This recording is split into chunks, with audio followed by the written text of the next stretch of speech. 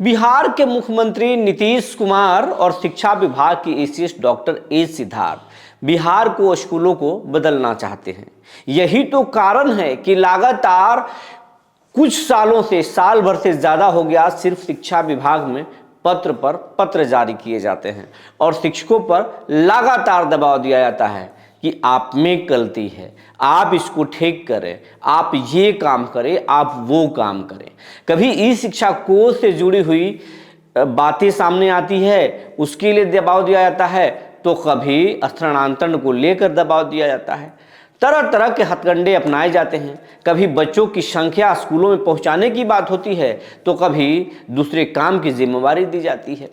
हर एक काम के लिए शिक्षकों को खूब सुनाया जाता है, लेकिन क्या शिक्षा विभाग उनके जिम्मे जो काम है वो अपना कर्तव्य निभा रहे हैं क्या? आज हम इसी पर बात करेंगे। शिक्षा विभाग खुद की कमी कभी नहीं देखता। जी नमस्कार, मैं हूं विपुल कुमार और आप देख रहे हैं सूर्य बिहार डिजिटल न्यूज़। अब हम बिहार के तमाम शिक्षक साथियों से, अभिभावकों से और बिहार के आम लोगों से विनम्र अपील कर रहे हैं। आपका हमें खूब प्यार मिल रहा है, लेकिन अभी भी ऐसे बहुत सारे लोग हैं, करीब 65% लोग हैं जो चैनल को रोज़ाना देखते हैं लेकिन चैनल को सब्सक्राइब नहीं किए हैं। वैसे सभी लोगों से मेरा आग्रह है कि चैनल को यूट्यूब पर सब्सक्राइब कर लें, बेल आइकन को दबा लें। अगर आप हमें फेसबुक पर देखते हैं तो पेज को फॉलो कर लें। अब आपको खबर विस्तार से बताने जा रहे हैं। शिक्षा विभाग नित्य नए दिन, अलग अलग पत्र जारी करता है। अगर हमारी बात माने तो शिक्षा विभाग बिहार का पत्रवीर विभाग है। इतना ज़्यादा पत्र किसी भी विभाग में नहीं जारी किया जाता है। शिक्षा नीतीश कुमार का ही एक विभाग है, स्वास्थ्य विभाग, उसमें इतने पत्र नहीं जारी किए जाते हैं। जबकि शिक्षा से ज़्यादा कम नहीं, चिकित्सा भी ज़रूरी है। अगर आप बीमार पड़ जाएं तो आपको अस्पताल तो जाना ही पड़ेगा, और बड़े अस्पतालों में कितना खर्चीला इलाज है ये आपसे तो छिपा हुआ नहीं है। तो पढ़ाई के साथ साथ दवाई भी बहुत ज़रूरी है, लेकिन दवाई वाले विभाग पर नीतीश कुमार का कोई ध्यान नहीं जाता, न उस विभाग के एसीएस का ध्यान जाता है।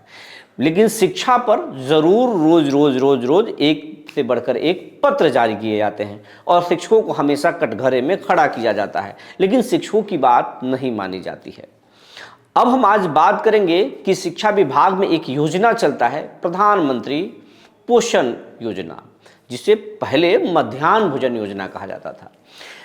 शिक्षा विभाग के जो अधिकारी हैं और ख़ास करके जो एमडीएम के जो डीपीओ हैं, वो सभी ज़िलों में हेडमास्टरों पर दबाव बना रहे हैं कि किसी भी सूरत में एमडीएम स्कूलों में बंद नहीं होना चाहिए।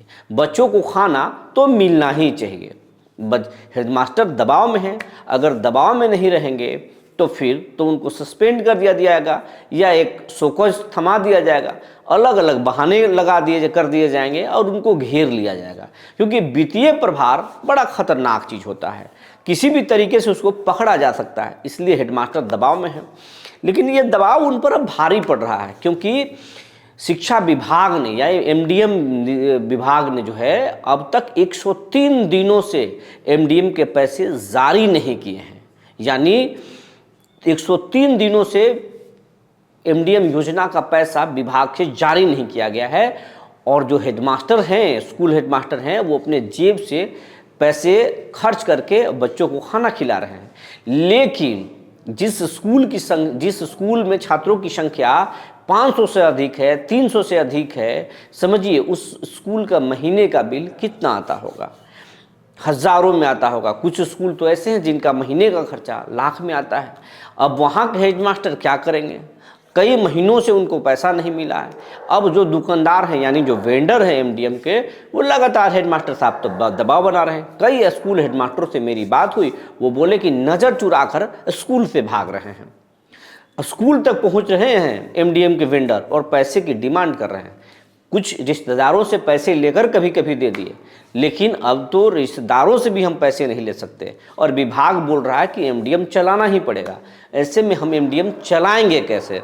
तो एसीएस डॉक्टर ए सिद्धार्थ जब ई शिक्षा कोष पर हाजिरी बनाने के लिए रोजाना बोलते हैं, तो फिर पैसे जारी करने के लिए क्यों नहीं बोलते हैं? जब छुट्टी वो नहीं देते तो फिर क्यों पैसे नहीं जारी करते? ठंडी में बच्चों को छुट्टी देते हैं, शिक्षकों को स्कूल में बुलाते हैं।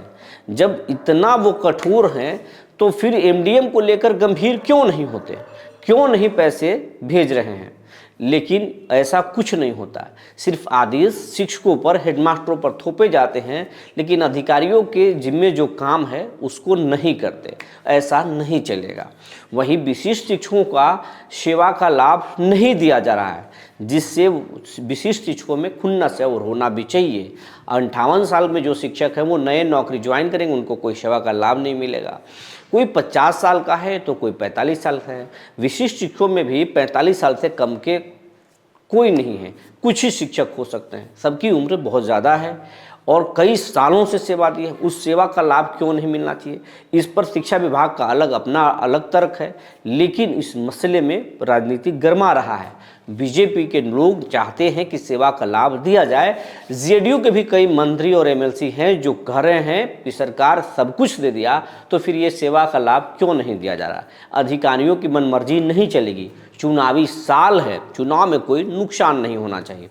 तो विशिष्ट शिक्षकों का जो सेवा का लाभ का मुद्दा है उस पर सियासत गरमा रहा है। नीतीश की यात्रा जब खत्म होगा, चुनाव नज़दीक आएगा तो उस पर कुछ बड़ा होने वाला है, ये जानकारी है। बीपीएससी शिक्षकों का जो ट्रांसफ़र पोस्टिंग का मसला है उस पर भी हमने बात की है, बताया है आपको कि इसमें जो तकनीकी पेच है और उस तकनीकी पेच पर जो एसीएस हैं वो रास्ते निकाल रहे हैं। नीतीश कुमार ने भी उनको इशारा किया है, कोई दिक्कत नहीं होना चाहिए, किसी को कठिनाई नहीं होना चाहिए। लेकिन स्थिति ये है कि जिन शिक्षकों को जिन जगहों पर उन्होंने आवेदन किया है वहाँ पर उतनी जगह नहीं है, सबको संतुष्ट विभाग नहीं कर सकती है। लेकिन इसके भी रास्ते अब निकाले जा रहे हैं, लेकिन अधिकारियों की मनमर्जी जारी है। शिक्षकों को तरह तरह से बहाने लगा करके शोषण किया जा रहा है। इस शिक्षा कोष में ज़रूर खामियां हैं, उस खामियों को विभाग अभी ठीक नहीं कर रहा है।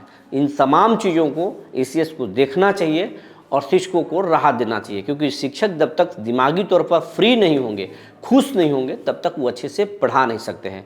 एक बीमार शिक्षक एक अच्छा स्वस्थ छात्र या स्वस्थ माहौल स्कूल में नहीं बना सकता है। इस बात को एसीएस को समझना चाहिए। साथियों, मैं जयंत कुमार सिंह, प्रदेश महासचिव सह जिला अध्यक्ष औरंगाबाद।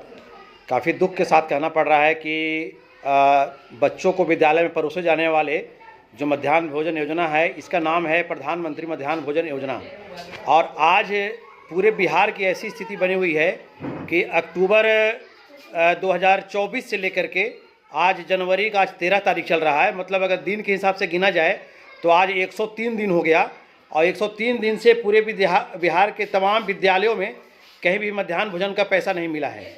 आज बिहार के विद्यालय में सभी प्रधानाध्यापक पर संबंधित अधिकारियों के द्वारा दबाव बनाया जा रहा है कि आप किसी भी हाल में मध्याह्न भोजन बंद नहीं करेंगे। ऐसी स्थिति में प्रधानाध्यापक दुकान वालों से, वेंडर से उधार लाकर खिला रहे हैं और दुकानदार जो है, वेंडर जो है, प्रधानाध्यापक को रास्ता चलना मुश्किल कर दिया है, पैसा मांगना शुरू कर दिया है।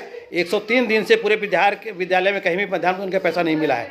ऐसी स्थिति में जब संबंधित अधिकारी से पूछा जा रहा है तो वह कह रहे हैं कि अभी राज्य से पैसा नहीं मिला है, जब पैसा मिलेगा तो आप लोगों को हिसाब किया जाएगा और खाना बनाने के लिए दबाव दिया जा रहा है। अगर एक सप्ताह के अंदर बिहार के सभी विद्यालयों के प्रधानाध्यापकों को मध्याह्न भोजन का बकाया 103 दिन का पैसा नहीं भुगतान होता है तो हम लोग मजबूर होकर के सड़क पर उतरेंगे और पूरे बिहार में मध्याह्न भोजन बंद कर दिया जाएगा।